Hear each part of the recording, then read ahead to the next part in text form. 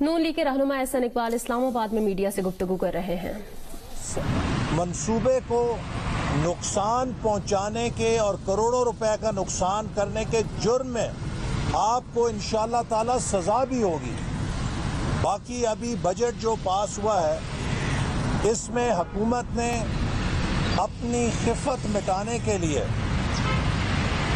مختلف قسم کے ڈس انفارمیشن شروع کر رکھی ہے۔ سب سے پہلی بات میں یہ بتانا چاہتا ہوں کہ پاکستان کی تاریخ میں پہلی دفعہ کسی حکومت کو بجٹ میں اتنے یو ٹرن لینے پہ مجبور ہونا پڑا ہے۔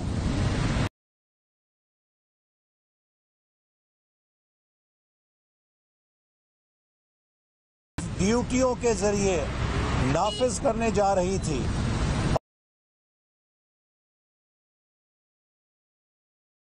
کو اجاگر کرنے کی وجہ سے حکومت مجبور ہوئی کہ وہ ڈیوٹیاں واپس لے اور 350 ارب کا ریلیف پاکستان کے عوام اور پاکستان کے بزنس کو اپوزیشن کی مزاحمت کی وجہ سے ملا۔ جہاں تک بجٹ کے منظور ہونے کا سوال ہے، چونکہ فلور کراسنگ کی آئینی شک ہر ممبر کو پابند کرتی ہے کہ وہ اپنی پارٹی کو ووٹ دے، تو قومی اسمبلی میں حکمران اتحاد کی 178 نشستیں ہیں، اپوزیشن کی 163 نشستیں ہیں۔ اپوزیشن کے 100% اراکین بھی ووٹ دیں تو وہ بجٹ کو ڈیفیٹ نہیں کر سکتے، چونکہ فلور کراسنگ کے لاء کی وجہ سے کوئی ٹریجری بینچز یا حکومتی اتحاد کا نمائندہ اپوزیشن کے ساتھ ووٹ نہیں کر سکتا۔ لہٰذا ضروری ہے کہ اس فرق کو سمجھا جائے کہ بجٹ کے پاس ہونے کا دار و مدار حکومت کے اکثریتی نمبروں پر ہوتا ہے، جن کو فلور کراسنگ کے آئین کی شک کی تحفظ حاصل ہے۔ البتہ اپوزیشن کا یہ کام ہوتا ہے کہ وہ حکومت کی بجٹ کی خامیوں کو اجاگر کرے اور حکومت پہ دباؤ ڈالے کہ وہ عوام دشمن میجرز کو واپس لیں اور اپوزیشن کے اور پی ایم ایل این کی بھرپور تقاریر اور ان بجٹ کے نقائص کو اجاگر کرنے کے بدولت یہ کامیابی حاصل ہوئی ہے کہ 350 ارب کے ٹیکس اقدامات جن کا بوجھ عوام پہ پڑنا تھا انہیں واپس لیا گیا ہے۔ لیکن اس کے ساتھ ساتھ ہم نے یہ بھی اسمبلی میں بتایا تھا کہ حکومت نے یہ بجٹ اصل بجٹ نہیں پیش کیا۔ اصل بجٹ وہ ہے جو آئی ایم ایف کے ساتھ انہوں نے شرائط طے کی ہوئی ہیں، اور اس کے نتیجے میں بجٹ پاس ہونے کے بعد پیٹرول اور تیل کی قیمتوں میں اضافے کے جھٹکے آئیں گے، بجلی کی قیمت میں اضافہ ہوگا، گیس کی قیمت میں اضافہ ہوگا۔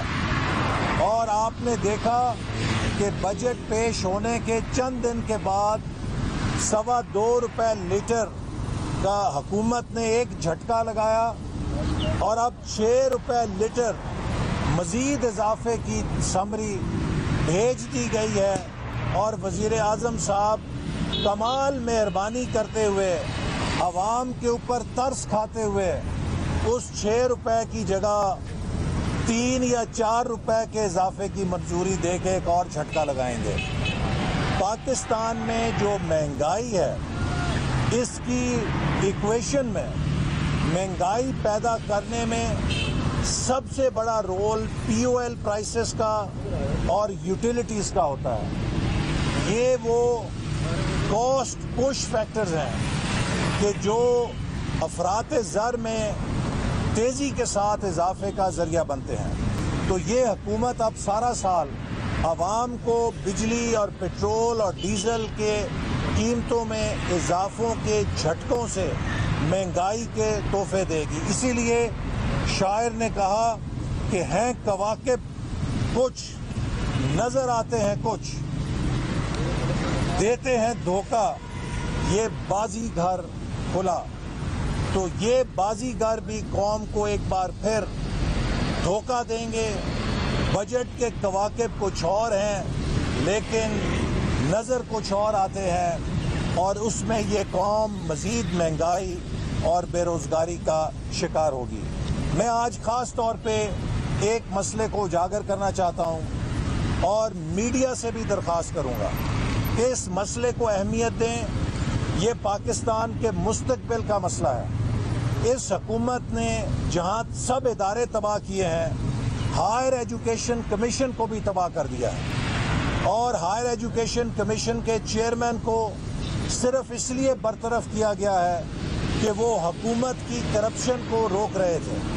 वो हुकूमत की करप्शन करने की मंसूबों को मंजूर होने में रुकावट थे, और आज इस हुकूमत ने पाकिस्तान की तमाम यूनिवर्सिटीज़ को बदतरीन माली खसारे में धकेल दिया है। फाटा के जो पुराने फाटा था, बलोचिस्तान और खैबर पख्तूनख्वा के स्टूडेंट्स को जो मुस्लिम लीग नून की हुकूमत ने स्कॉलरशिप्स दिए थे, उन्हें बंद कर दिया गया है। टेक्नोलॉजी के जो हमने प्रोग्राम शुरू किए थे, इनिशिएटिव शुरू किए थे, उन्हें बंद कर दिया गया है।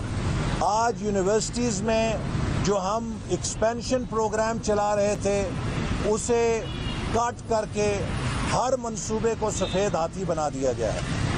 चूँकि इस हुकूमत का जो डेवलपमेंट बजट है 2021-22 में, वो आज भी 2017-18 के मुकाबले में कागज़ों में भी 100 अरब रुपया कम है, और आज का 900 अरब रुपए का PSDP हमारे 2017-18 के 1000 अरब के PSDP के मुकाबले में 500 या 600 अरब की हैसियत रखता है, चूँकि इन्फ्लेशन है और डॉलर रुपये का रेट भी बदल चुका है।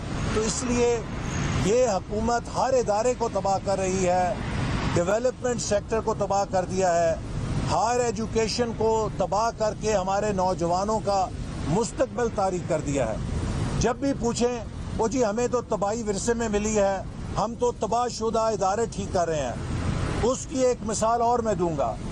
मुस्लिम लीग नून के दौर में जो तबाहशुदा PIA थी, उसकी परवाज़ें नॉर्थ अमेरिका भी जाती थीं, उसकी परवाज़ें यूरोप तक भी जाती थीं, उसकी पूरी दुनिया में परवाज़ें चल रही थीं। जो तबाहशुदा PIA थी हमारे दौर की, वो पूरे दुनिया में परवाज़ करने के इजाज़त रखती थी, और PTI के दौर की जो इस्लाह शुदा PIA है, वो सवाए मिडल ईस्ट के यूरोप भी बंद है, नॉर्थ अमेरिका भी बंद है, और उसके जहाज़ और उसके पायलट अब सिर्फ ये काम कर रहे हैं कि वैक्सीन की डोजें चीन से लेकर आ रहे हैं। PIA के जहाज़ अब कार्गो का जहाज़ बन के चल रहे हैं। वो पैसेंजर रूट्स को नहीं फ्लाई कर सकते चूँकि उन पर पाबंदियाँ लगी हुई हैं। हमारे पायलट्स जो हैं वो ग्राउंड हो गए हैं। दुनिया की एयरलाइन हमारे पायलट्स को, उनके लाइसेंसेस को तस्लीम नहीं कर रही, क्योंकि PTI की हुकूमत ने एविएशन सेक्टर में बहुत शानदार इस्लाहात की हैं। ये एक तस्वीर है इनकी बहाली की, इनकी रिपेयर की और इनके कारनामों की, कि चलते हुए इदारे तबाह कर दिए हैं, चलती हुई यूनिवर्सिटियां तबाह कर दी हैं, चलती हुई एविएशन तबाह कर दी है, चलती हुई रेलवे तबाह कर दी है, और फिर कहते हैं जी हमें तो सब कुछ तबाह मिला था, हम क्या करते। भाई चौथे साल भी अगर आप यही रोना रो रहे हैं तो मान लो कि हुकूमत चलाना आपके बस की बात नहीं है। वो जो काउंसलर लेवल के लोग थे, जो शायद काउंसलर का इलेक्शन भी ना जीत सकते, उन्हें धांधली से जिता के असेंबलियों में बिठा के वज़ीर और मुशीर बना दिया है। वो पाकिस्तान की मईशत का, गवर्नेंस का बेड़ा गर्क कर रहे हैं और मुल्क को तबाह कर रहे हैं, और सब तमाशाई बन के तमाशा देख रहे हैं। लेकिन हम तमाशाई नहीं बनेंगे और हम अपनी जद्दोजहद जारी रखेंगे। تاکہ اس حکومت سے نجات حاصل کریں۔ پی ڈی ایم 4 جولائی کو سوات سے اپنا عوامی رابطہ مہم کا آغاز کر رہی ہے۔ ہم ایک بار پھر عوام کی طاقت کو موبلائز کریں گے اور انشاءاللہ تعالیٰ یہ حکومت جو عوام کا اعتماد کھو چکی ہے، جو خود کو بہت پاپولر سمجھتی ہے، ان کو آئینے میں شکل دیکھنا چاہیے کہ 10 ضمنی الیکشن لگاتار ہار چکی ہے اور انشاءاللہ تعالیٰ سیالکوٹ میں ایک اور ضمنی الیکشن ہارنے جا رہی ہے۔ جہاں بھی کہیں الیکشن ہوگا، پی ٹی آئی سے پاکستان کے لوگ بدلہ لیں گے اس مہنگائی کا، اس بے روزگاری کا، اس غربت کا جو اس نے عوام کو تحفے کے اندر دی۔ حسن اقبال صاحب یہ بتا دیجیے گا کہ آپ نے بجٹ کی بات کی، کل شہباز شریف بھی نہیں پیش ہوئے، بلاول بھٹو نے بھی کہا کہ میں اس بات کا شکوہ کروں گا۔